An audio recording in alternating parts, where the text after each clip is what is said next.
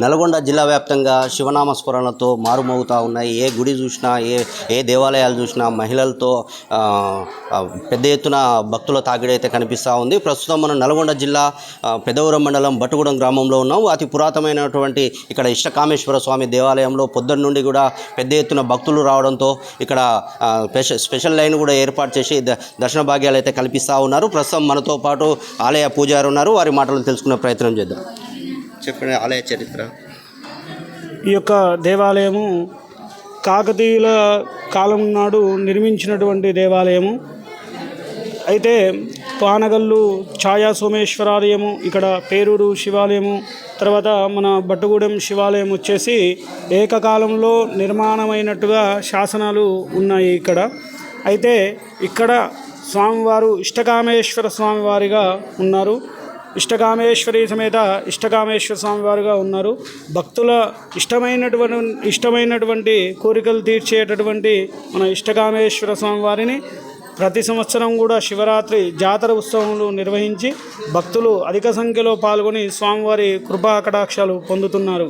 అయితే ముఖ్యంగా ఇక్కడ స్వామివారికి దేవాలయానికి ఎలాంటి ఆస్తులు అలాంటివి ఏమి లేవు కాబట్టి భక్తుల యొక్క చందాలు తర్వాత దాతల సహకారంతో ఈ జాతర ఉత్సవాలు జరిపివ్వడం జరుగుతుంది. ఇక్కడ వంశపారపర్యంగా నేను పురోహితం చేస్తుంటాను. అలాగే పెద్దలు వంశపారపర్యంగా కూడా ఈ యొక్క గుడి దగ్గర ఇక్కడ గుడి యొక్క మెయింటెనెన్స్ కార్యక్రమాలన్నీ కూడా చూసుకుంటూ ఉన్నారు. భక్తులు అందరూ కూడా పెద్దల సహకారం, పెద్దల దాతల యొక్క సహకారంతో జాతర ఉత్సవాలు అత్యంత వైభవంగా కూడా జరుపుతున్నాము. అదేవిధంగా స్వామివారి యొక్క భక్తులు కూడా వారి కోరికలు నెరవేరుతున్నాయి కాబట్టి భక్తులందరూ కూడా అధిక సంఖ్యలో పాల్గొంటున్నారు. స్వామివారు కూడా అత్యంత మహిమగల దేవుడిగా ఉన్నారు ఇక్కడ. రేపు తలంబ్రాలని అంటా ఉన్నారు. ఎంత పెద్ద ఈరోజు వచ్చేసి శివరాత్రి. ఇవాళ కేవలము అభిషేకాలు, స్వామివారికి అభిషేకాలు, తర్వాత హారతి అర్చనలు మాత్రం జరుగుతాయి. రాత్రి లింగోద్భవ కాలానికి మహాన్యాసపూర్వక ఏకాదశ రుద్రాభిషేకము, తదనంతరము స్వామివారి యొక్క మంగళ హారతి, మంత్రపుష్పము ఇలాంటి కార్యక్రమాలు జరుగుతాయి. రేపు ఉదయము స్వామివారి యొక్క దివ్య కళ్యాణ మహోత్సవం కూడా జరుగుతుంది. అట్టి కార్యక్రమంలో కూడా భక్తులు అధిక సంఖ్యలో పాల్గొంటారు. తలంబ్రాలు కూడా సమర్పించుకుంటారు. తదనంతరం ఇక్కడ అన్నదాన కార్యక్రమం కూడా ఏర్పాటు చేశారు. ప్రతి సంవత్సరం అన్నదాన కార్యక్రమాలు కూడా ఏర్పాటు చేస్తున్నారు. ఆ యొక్క అన్నదాన కార్యక్రమంలో కూడా భక్తులు పాల్గొని స్వామివారి యొక్క కృపా కటాక్షాలు పొందుతున్నారు. దాంతో పాటు ఇక్కడ ఆలయ కమిటీ సభ్యులు కూడా ఉన్నారు. వారి మాటలో తెలుసుకునే ప్రయత్నం చేద్దాం. ఎలాంటి ఏర్పాట్లు చేశారు వచ్చే భక్తుల కోసం? ఇది చాలా పురాతన దేవాలయం. ఎప్పటి నుంచి మా తాతలు, తండ్రులు, తర్వాత మేము పిల్లలు ఉన్నప్పటి నుంచి ఎప్పటి నుంచో వస్తున్నాం. ఇది బ్రహ్మసూత్రం గల శివాలయం, చాలా మహిమగలది. ఇక్కడ కోరుకున్నవి ప్రతి ఒక్కటి జరుగుద్ది కాబట్టి చాలా మంది వస్తారు. ఓకే, ఇక్కడ ఆంజనేయ స్వామి టెంపుల్ కూడా ఈ మధ్య కాలంలో ఆంజనేయ స్వామి టెంపుల్, అయ్యప్ప స్వామి టెంపుల్ రెండు కూడా ఈ మధ్య కొత్తగా నిర్మించుకున్నారు. వాటికి కూడా శంకుస్థాపన అయిపోయింది. అది కూడా బాగా నడుస్తుంది. ఓకే, కార్తీక మాసంలో ప్రత్యేకంగా ఇక్కడ స్వాములు ఉండి పూజలు చేస్తూ ఉంటారు. వారికి కూడా ప్రతి సంవత్సరం లాగే ఇక్కడ ఏర్పాట్లు చేస్తూ ఉన్నారు. ఇప్పుడు వచ్చే భక్తులకు ఎలాంటి ఏర్పాట్లు చేశారు? ఇప్పుడు కూడా చాలామంది భక్తులకి ఏర్పాట్లు జరుగుతూనే ఉన్నాయి. ఈరోజు అన్నదానం ఉంది. రేపు కళ్యాణానంతరం మా కుటుంబం, మా వైశ్య సంఘం నుంచే నక్కల రామజరెడ్డి గారు కూడా ఉన్నారు. వారి మాటలు తెలుసుకునే ప్రయత్నం చేద్దాం. చెప్పండి, దినదిన అభివృద్ధి చెందుతూ ఉంది టెంపుల్. అసలు ఏ విధంగా ఈ నల్గొండ జిల్లాలోని పెద్దవరం మండలం బట్టుగూడెం గ్రామ పంచాయతీలో ఉన్నటువంటి ఈ దేవాలయం చాలా అతి పురాతనమైన, కాకతీయుల కంటే ముందు నుంచి కూడా ఒక 300 సంవత్సరాల క్రితం నుండి ఈ దేవాలయం ఉన్నదని మా పూర్వీకులు చెప్తుండగా విన్నాము మేము. ఇక్కడికి అమావాస్య రోజులలో కానీ లేకుంటే కార్తీక మాసంలో కానీ ప్రతి సోమవారం కానీ చాలా అద్భుతంగా జనాలు రావడం జరుగుతుంది. ఇక్కడ చాలా అద్భుతమైన మహిమలు ఉన్నటువంటి బ్రహ్మసూత్ర శివలింగం ఇక్కడ ఉన్నది. చాలామంది ఇక్కడికి వచ్చిన వాళ్ళు ఇష్టమైన కోరికలు తీరినాయని చెప్తుండగా మేము విన్నాము. చాలా అంటే చాలా వెనకాల నడిచి వచ్చే దేవుడు అని చెప్తుండగా మేము విన్నాము. మా తాతల తండ్రులు కూడా చెప్తుంటే విన్నాము. ఒక 10 years బ్యాక్ 10 సంవత్సరాల క్రితం నుంచి ఇప్పటికీ చాలా ఇక్కడ అభివృద్ధి కార్యక్రమాలు జరిగినాయి. చాలా ఉన్నంతలో ఎక్కువ పబ్లిక్ రావడం జరుగుతుంది. ప్రతిసారి ఈ మహాశివరాత్రి సందర్భంగా 3 రోజులు అన్నదాన కార్యక్రమాలు జరుగుతుంటాయి. ఇక్కడ క్రీడలు కానీ అందరూ సమన్వయంతో చాలా ముందుండి మంచిగా నడిపిస్తుంటారు. ఈ మధ్యకాలంలోనే ఈ గుడి చుట్టుపక్కల సీసీ రోడ్లు కానీ మరుగుదొడ్ల నిర్మాణాలు కానీ అన్ని రకాల కూడా అభివృద్ధి పదంలో ఉన్నది. దాతల సహకారంతో కొన్ని మా స్వతహాగా నేను చేయించిన కార్యక్రమాలు కూడా ఉన్నాయి. ఈ సీసీ రోడ్డు అయితే మరుగుదొడ్లు అయితే నేనే చేయించాను. చాలా అద్భుతమైనటువంటి దేవస్థానం, చాలా మహిమలు ఉన్నటువంటి దేవస్థానం ఈ బట్టుగూడ దేవస్థానం. ఎవరైనా సరే పిల్లలు లేని వాళ్ళు కానీ ఎంతోమంది ఇక్కడికి వచ్చి నిద్రలు చేసి మాకు పిల్లలు పుట్టరని చెప్పేసి వాళ్ళని తిరిగి రావడంగా మేము చూసాము.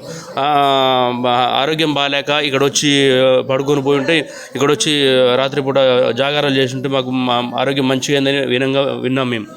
చాలా మహిమలు ఉన్నటువంటి దేవుడు మా ఇష్టకామేశ్వర స్వామి. ఇష్టమైన ఎలాంటి ఏర్పాట్లు చేశారు? ఈరోజు మొదటి రోజు అభిషేకాల కార్యక్రమం, అన్నదాన కార్యక్రమం, రాత్రికి రుద్రాభిషేకం అని ప్రతి సంవత్సరం మాకు ఉన్నటువంటి ఇక్కడ అయ్యగారు ఆదిభట్ల అనంత శర్మ గారు వారు ఒక 10 సంవత్సరాల నుంచి ఈ రుద్రాభిషేకం అనే ప్రోగ్రాము చేస్తున్నారు. చాలా అద్భుతమైనటువంటి, ఎక్కడో మేము కాశీలో అక్కడ విన్నాము ఈ రుద్రాభిషేకాలు ఇవన్నీ. ఇక్కడ మేము ఎప్పుడూ వినలేదు. ఒక 10 సంవత్సరాల నుంచి రుద్రాభిషేకాలు మంచి జరుగుతున్నాయి. రేపు కళ్యాణం ఉన్నది, విశ్వకర్మేశ్వర కళ్యాణం. రేపు మధ్యాహ్నం అన్నదాన కార్యక్రమం ఉన్నది. ఎల్లుండి జాగారాలు ఉన్నాయి, అగ్నిగుండాలు ఉన్నాయి, ప్రభలు. రాత్రి రైతులందరూ కూడా పాడి పంట పిల్ల జల్ల గొడ్డు అన్ని చల్లగా ఉండాలని ఎద్దుల బండి ప్రభలు వస్తాయి. చాలా అద్భుతమైనటువంటి దేవాలయం. అందరూ రండి, తరించండి, మీ మొక్కులు కనుక. ఎన్ని రోజులు జరుగుతా? 4 రోజుల పండుగ ఇది. ఎక్కడెక్కడి నుంచి హైదరాబాద్లో ఉన్నటువంటి వాళ్ళు కానీ అన్ని కుటుంబాలు కూడా వచ్చి ఈ 4 రోజులు ఇక్కడే ఉండి సెలవులు పెట్టుకొని కూడా చాలా ఘనంగా జరుపుకుంటాం. వారి మాటలో తెలుసుకున్న ప్రయత్నం చేద్దాం. చెప్పండి.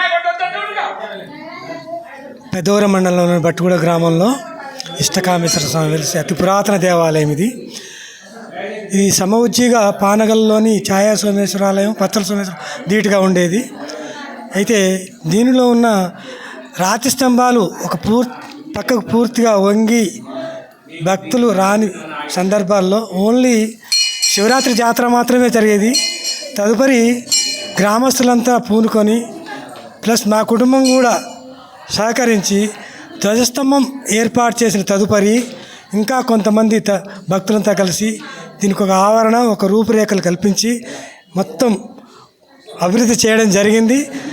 ఆ తదుపరి ధ్వజస్తంభం ఏర్పాటు చేసిన తదుపరి నుంచి భక్తులు తరచూ రావడం, ప్రతి సోమవారం నిత్యం అభిషేకాలు చేసుకోవడం, రద్దీ పెరిగిపోయిన దృష్ట్యా గ్రామస్తులకు మంచి జరుగుతుందనే ఉద్దేశంతో పక్కనే అయ్యప్ప స్వామి భక్తులు వాళ్ళ దేవాలయం ఏర్పరచుకొని ఇందులోనే అయ్యప్ప మాలలు వేసుకొని ఇరుముళ్ళు కట్టుకొని అయ్యప్ప దర్శనానికి వెళ్తుంటారు.